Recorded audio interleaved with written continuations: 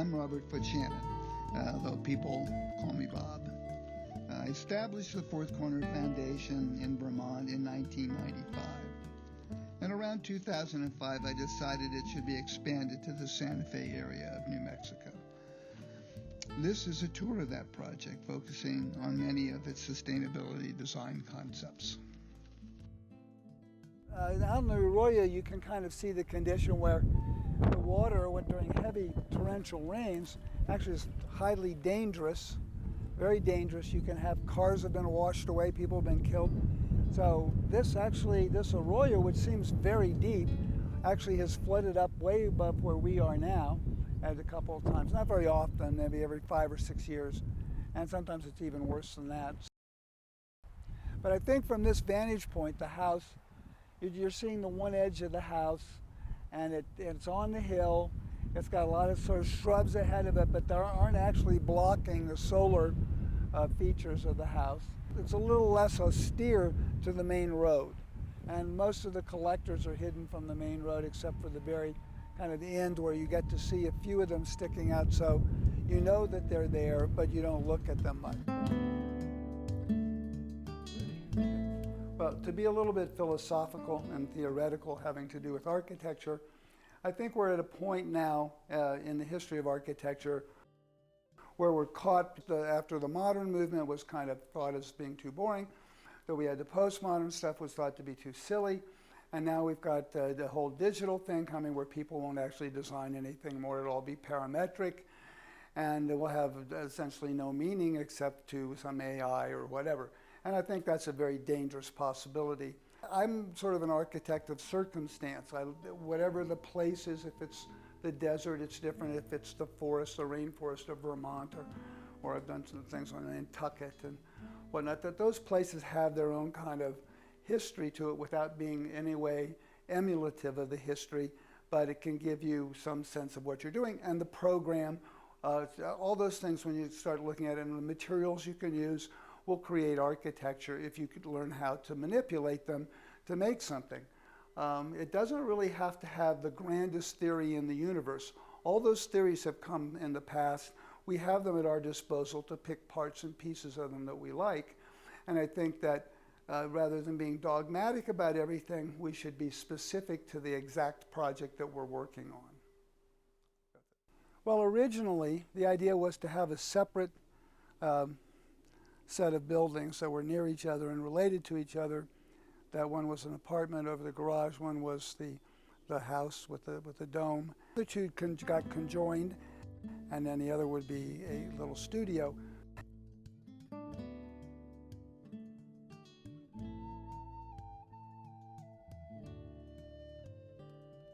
So where we are now, it became a larger studio, and much later.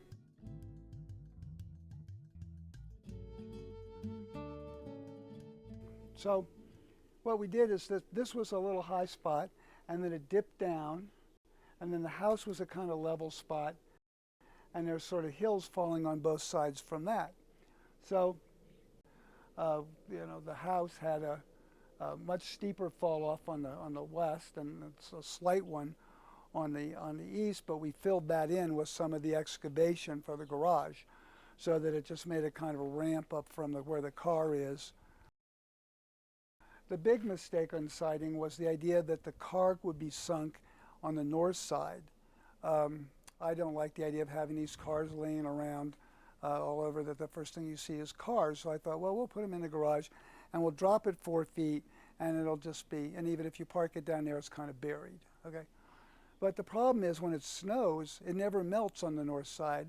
So, and there's no place to shovel it because you're down in a hole basically. And even though there's a big drain down there before it gets to the garage, a giant curtain drain, it's just not useful to park in the garage. So that was sort of the hole in the ground. That's the lowest point. And then when you got up one level above and you looked off the west, there was this big drop off. So we had a big mound built there to come down a little more gradually and to make enough area on the top to have a little terrace. But so that was dealing with the contours pretty well, and we only used fill that came from the excavation. We didn't bring in any other extra stuff.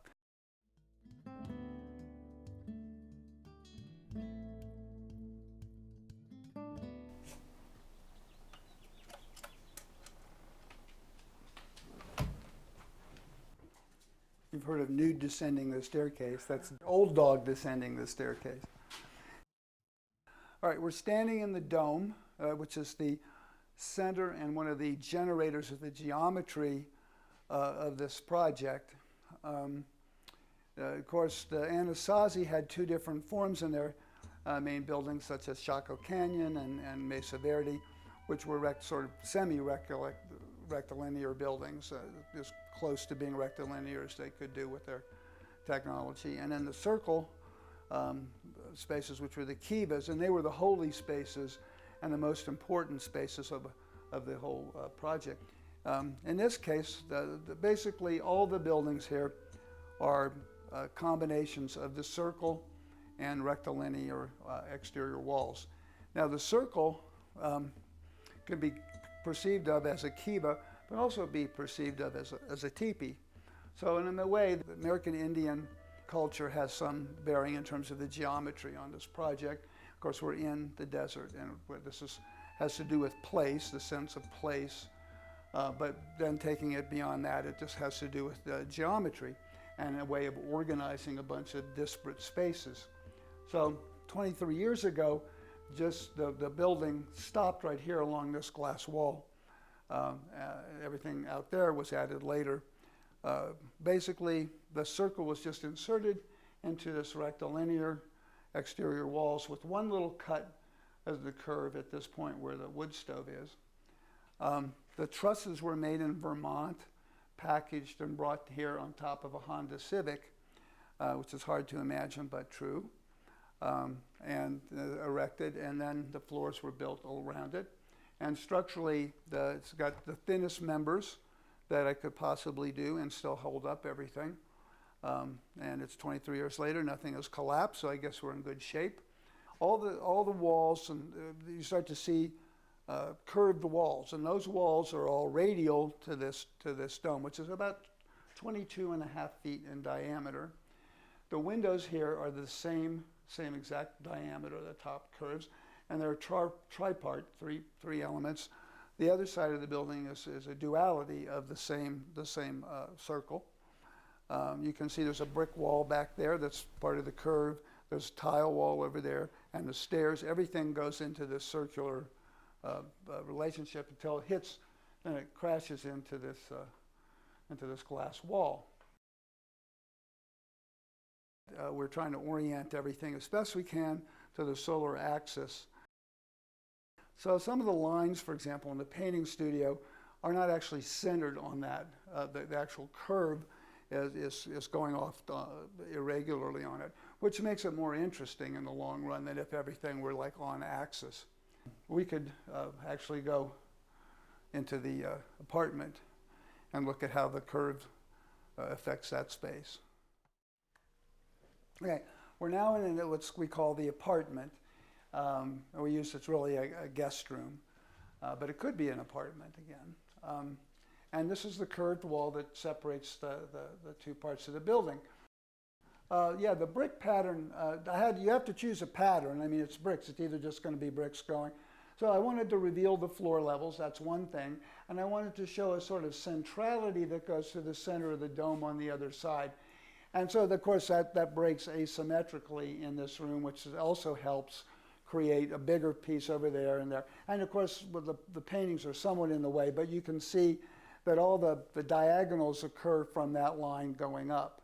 And some people have said that it's a little nauseating when they look at it, but it isn't nauseating to me, but different people respond to things differently. But it has a pretty zippy kind of pattern to the brick as opposed to just an endless brick wall. You see the lower level doesn't have that because that belongs to the floor, the half level down.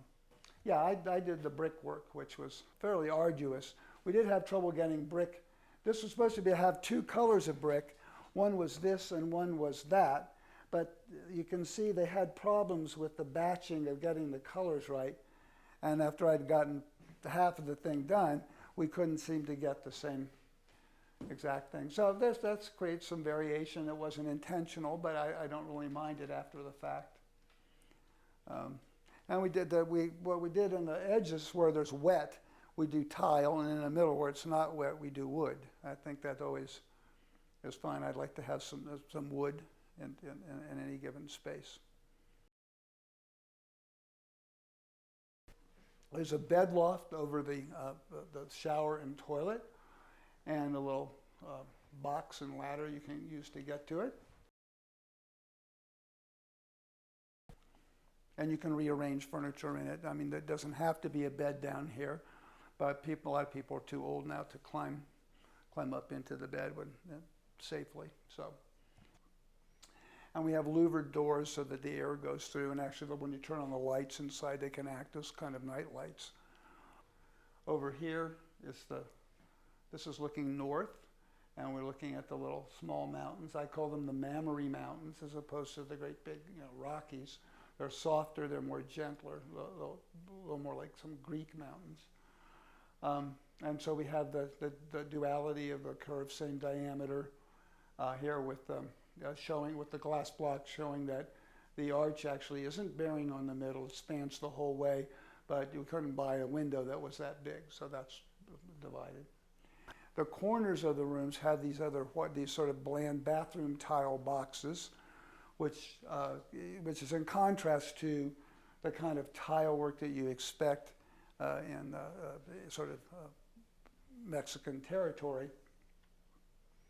And this tile is a different pattern using it's the same tile, but when you put it together differently, you get a different you get a more European, almost Germanic or Swiss windmill or whatever, Dutch kind of pattern. The other is much more Arabic. The wood stove just has a little bit of tile behind it, and it has a solar collector, air collector that goes down the whole length of the building to the south, picks up the hot air, and brings it back into the room. All the apertures here are there are no kind of big sliding glass door type things. It's sort of California, Palm Springs stuff, because it's really not appropriate to this climate. And it's also sustainability is questionable. Okay, let's look at the ceiling. What we have is these little I-beams of wood that go across, and you can see the bottom chords, and then there's blocking going this way. So that's really just blocking. It's not the structure. The structure is going this way. And then we just paneled it with some 1/4-inch MDF board to give us a sense of coffered ceiling. So there's a drop in the ceiling, which I think is okay because it reduces the scale at the point that you're looking out the window.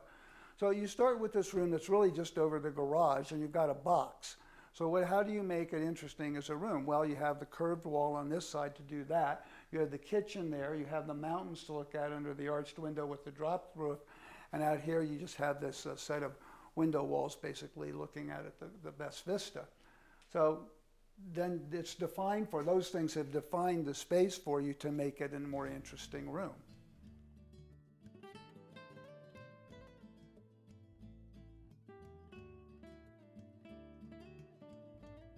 After, in about 2008, we decided that if we added this greenhouse, a greenhouse that tilts in 2 directions, and that's because we had to get a door out there to make an outdoor deck over the painting studio.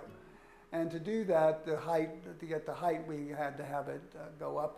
But the point was we had to have it pitch for the water to drain, so it drains sort of diagonally down here, although of course it hits each mullion and it winds up going off this way.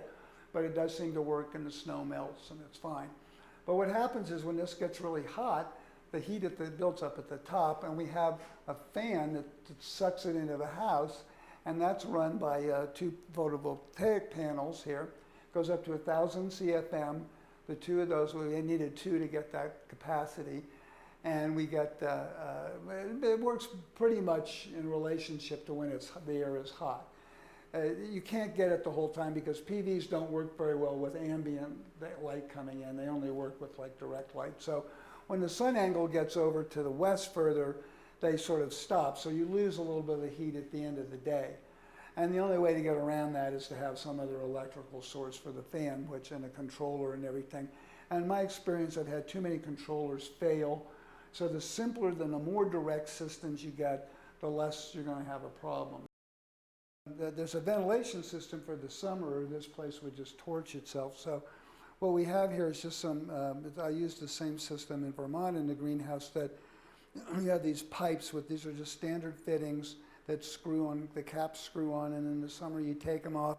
There's some screen that the mice keep trying to eat through, and then the air, the cool air comes in, and then you have over the door glass is replaced with screen and a louver over it so that the rain doesn't get in. In this room, which was kind of complicated because these struts and the things here are positioned so that when they go to the top, they would intersect the center of the dome. If they kept going, they would all intersect the center of the dome, except for the exterior wall here and the exterior wall there, which has to do with, this has to do with being 90 degrees to the building, and that one has to do with getting the angle that you can get out the door and everything.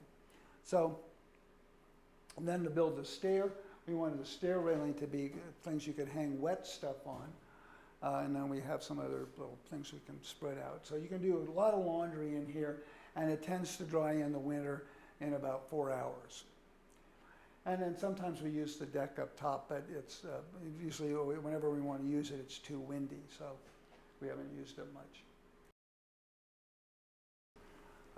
It was fun, and I built all of it, and it was incredibly difficult, the most difficult thing I ever did, but it was incredibly rewarding when I got it completed.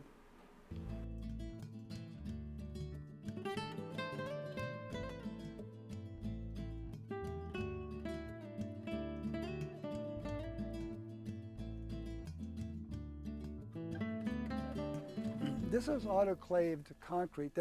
There's this version, which is a block form, which comes in about a 1/16 of an inch difference from 8 or 6 inches or whatever the thickness you want. There's also paneling, which we've used over the whole building, over the SIPS panels, which is 3 inches and comes in a 2-foot by 8-foot panel that screws into it, and you put adhesive and screw it. Then you tape it all, and then you stucco it. So you get these beautiful stucco. It's not going to crack because this and the stucco are totally compatible. Most of the houses here have, over their OSB, they put tar paper, then they put chicken wire, and then they stucco that, and then they kind of wonder why about 3 years later it all starts falling apart. And then and around the windows, the water gets in around the windows and rots all the wood, and pretty soon they have to rebuild the house. So this uses 1/10 of the cement. The cement is like one of the worst sources of carbon dioxide, and it's a heavily used material in building and road abutments and everything. And so every time we can reduce the amount of cement that we're using, we're going to gain in the sustainability department. So this also lays up much quicker than concrete block if you know what you're doing. It's a whole different method. This is a preferred method of building, but it's a little hard to get. This comes from Monterrey, Mexico, which is the closest plant, and it's pretty far. So basically about half the cost of it is transportation. And what we need is more plants in the United States. They have them in Europe, they have them in Australia, and they have them a lot in Mexico. Down in Mexico they're using these, but somehow we're lagging once again behind in our because it's all, according to our president, it's a Chinese hoax, global warming. But actually he's wrong on that, and that we need to do stuff like this. So anybody who wants to invest in an AAC plant, I highly encourage them to do so. It will be very profitable, not maybe immediately, but eventually. It'll replace concrete blocks. Yeah, let's go in the studio.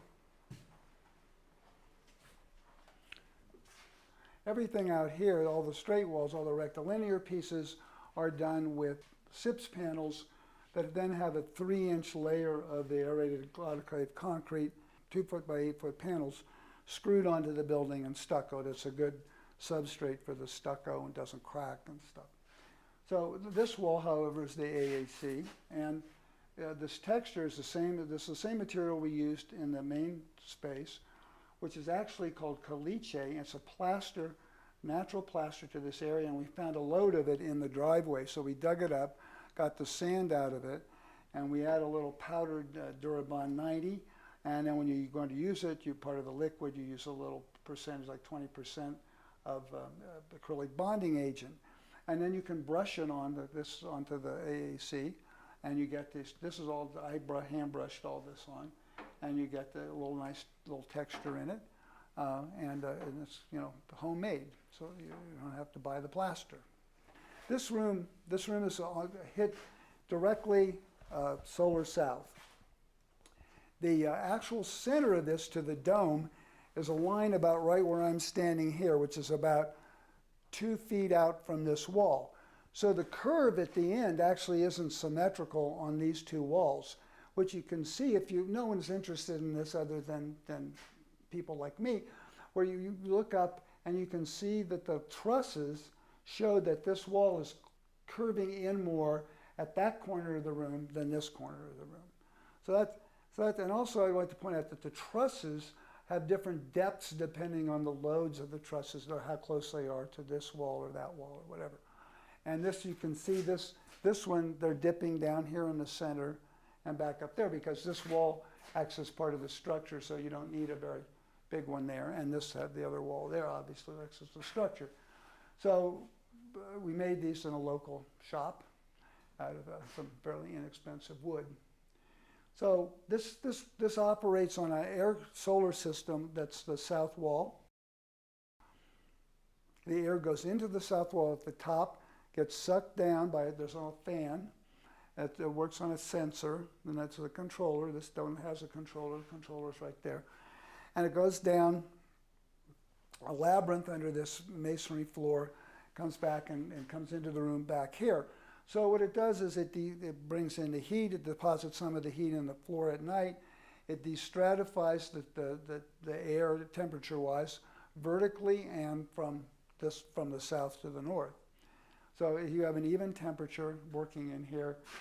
Basically, this room there's no other heating system. I have a little one that's a little 75-watt little thing you put on your desk that's like a heater that I've used a couple times in the winter.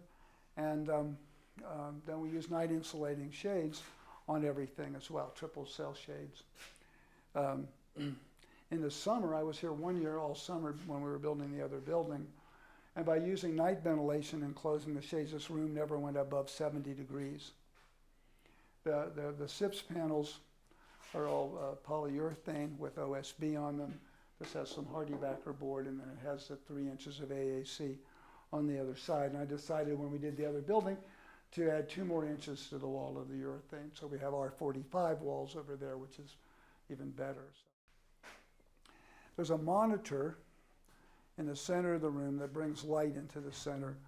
And it only faces south, and it has mirrors so that it bounces the light back down.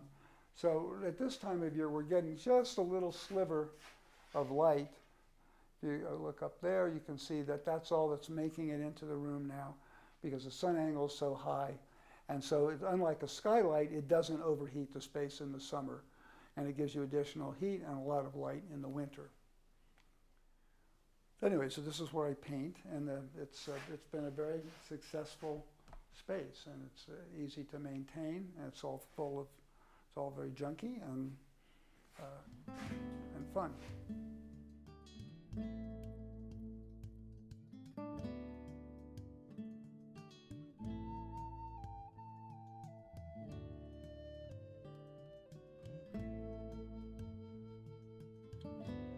Go away, spider.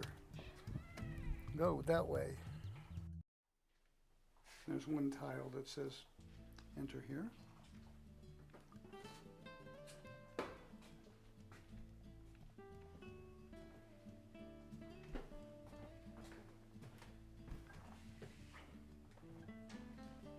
So going up the ramp, when you go up the ramp, below it there's no view, no vistas. There's a beginning of a vista as you go up the ramp.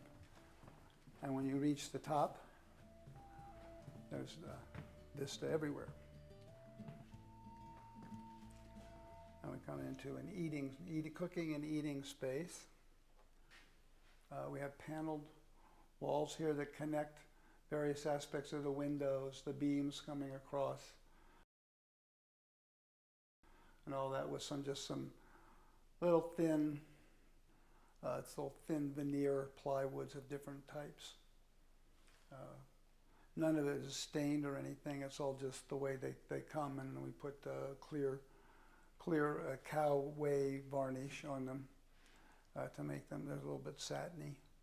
I've tried to make a lot of the details the ornament, so there's a lot of little variations hither and yon. There's little pieces of vinyl plastic inserted as horizontal lines that kind of do the horizontal lines with the aluminum railings, and the shelves that are painted a kind of light color to call your attention to the horizontal. The house has an inner lining and an outer zone. The outer zone is the ramps. If you do an overlook of this room here, you get an idea of how this inner lining works all the way around to the ramp that goes down to the lower floor. This also looks all the way down to the bottom. There's a hole here that when you're down there, it gives a little bit of light coming down. But that's where the TV room, the video booth is. These are the windows here are facing south. The real structure of the building are these columns here that hold everything up really, other than the outer walls. So these are sheathed in the crudest plywood possible to show that it's the inner part of the tree where there would be, you would see it as a tree material as opposed to elegant material like this is a veneer that comes from the outside of the tree. You don't see knots or anything of the kind. So this is just a veneer, and this is basically a thick veneer on a real structure that's all solid, that's holding everything up. These are different MDF boards, different colors, cowboy shirt colors again, with some really basic light fixtures on them. You can see that the walls are curved, and they're all curved in 4-foot increments, both sides. So it was interesting to do the SIPS panels because you don't have the same number on one side as the other, because this is further away from the center of the dome. So it's actually kind of flatter, and this is more curved, a little more, has a little more bend in the wall. But intrinsically, they're all on that, the circumference at a different distance radially from the center. When you go look down the ramp, it's, unless there are lights on down there, it's sort of dark. So it's like you're descending into some other kind of space, which is actually the case. Over here's the TV. It's got a mobile stand for it, so you can get in behind it because there's storage behind it, and there's storage door into the other part there. There's a little couchette here that all this cushion work was done by a woman named Kathy Urmson. At this time of year, the light coming in is mostly soft because there's not a whole lot of direct sunlight. I mean, this is an interesting place to look up, and I know someone told me no one ever looks up, but that's their problem.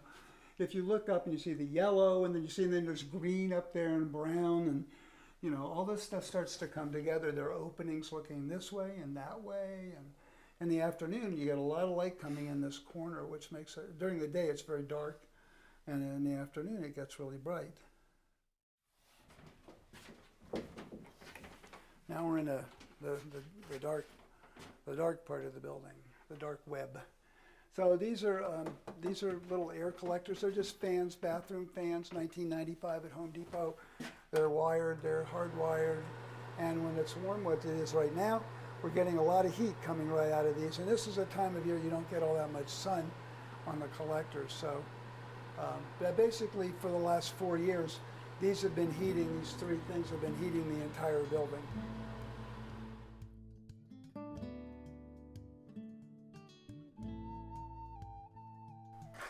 Okay, this is the main roof of this house.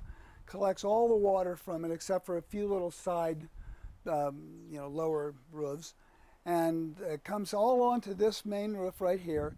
And there's a double canale up above and a single canale here, and it goes into this animal feeding trough where there's a little pipe at the bottom with a little filter to keep anything big, any animals or whatever out.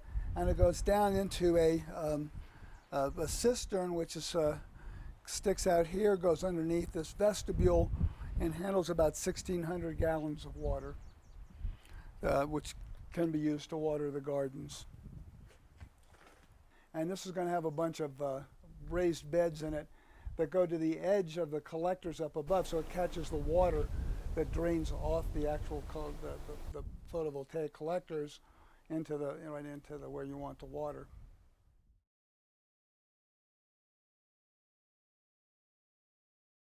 So we're standing up on a built-up platform that has air circulating from an air collector down through and depositing heat below. The slab itself has 8 inches of foam below it, and we have things like where it's below grade. We have tiles that represent the strata of rock, and the part that's this is the part that the most heat is going to come out of because it's all masonry, and it's a tile on top of paving, pavers that sit on squares of block that go down and leave an 8-inch space for the air to circulate down to the other end of the building and back here, back to the collector. So the air it's the air that's down there. It's like it's not air from the room. It's air that's just under there that just gets heated, heats the masonry, cools down, gets picked up the next solar day. And we're on the south side here where the collectors are angling a little bit this way, but they're pretty much south. These are collectors. These 3 on the bottom. The air comes in here, goes up over, comes down and goes back in there, and just goes into the building, and it's a little bathroom fan that runs it. This is not insulating glass. It's 2 layers of glass, but there's a little leakage capacity that we let a little air get in from the inside of the building, not from the outside, but from the inside into the outer, between the 2 other layers, so that you don't get moisture building up in there, that it can kind of vent out, so you don't get it doesn't get all smeary. The big solar collector that goes under, that heats the air under the floor, we're about 3 feet above the floor of this, so this is sunk about 3 feet. And above here we have a few extra photovoltaics that are in the back wall of the kitchen. The collector is actually going up over and down the other side. This is like left open. This is just a regular window, and it's a means of egress out of the building from this room, which could be a little study bedroom if you wanted to put a bed in there. Have a few extra photovoltaics that are in the back wall of the kitchen. So the kitchen floor is about right here. All the trim for these collectors is Timber Tech, which is a composite from old Tide bottles and wood fiber, and it's very waterproof, and we've used it for collector structures for years. The use of the studio, whatever you want to call it, you can call it a casita, I guess. But the point is, it's just this sort of vague building that can have many uses over time. So you don't really know what the next use is going to be. And you're just hoping that this will accommodate it and people don't go crazy and decide to tear it all down. And then you've lost the whole sustainability attempt. So I think they would be crazy to do it. So, but it has been done before. The pavers kind of follow around the buildings, and they're all set always in the same plane of angle of geometry. None of them ever tilt a little bit to make a curve. They just shift a little bit. That creates a sort of system that's continuous throughout both of the buildings here, both of the structures. So when you look out this window from this room, you look and you see this kind of little high spot sticking out there, and there's a few plants in there, and we're looking to put some big yuccas or something in there. So when you look out, you see this sort of plant, and then you see the trees further beyond. So part of the siding has to do with water and drainage, and we don't want to capture all the water behind this wall. So there's a drain on the other side, and the water comes out, and there's a catchment over here that holds a bunch of water. And you've got some stone here to keep the bank from eroding, and a bunch of sticks are placed down there to also stop erosion and hold the water a little bit. And we didn't bring in any other extra stuff. The only extra stuff we brought in was all the hardscaping materials, which Stephen did all the work on, the pavers and the crushed stone. So in talking about the pavers, so the thing is, how wide do the paths need to be? how wide are they in one place versus another place. So like here you come out, and this is fairly generous, and he fills in a few things like this with some bricks, so there's a little variety, and some that seem to be just thrown on the side because it's probably not done, and another two here. And then it goes down to just one thing, so you squeeze between the tree and this huge wall. I want to keep the tree there because I'm trying to keep some vegetation in front of the building. And if we go around further here, you can see what happens when you come around this bend.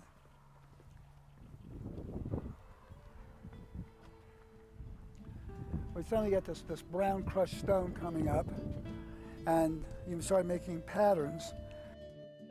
So this sort of goes out, and these are just colors of stone and different scales of stone. So you have the rock, this big rock stone going around down like it's a river. In some places they're real drainage, and some places they're just illusions because there isn't really a drainage issue.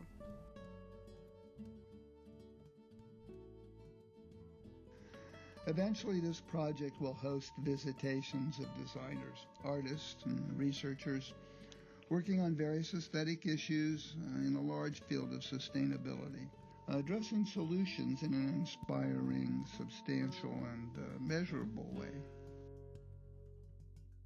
I hope this project will make a significant contribution to architectural and landscape design in high desert environments, and that it will inspire the building of a better future. I thank you for joining the effort.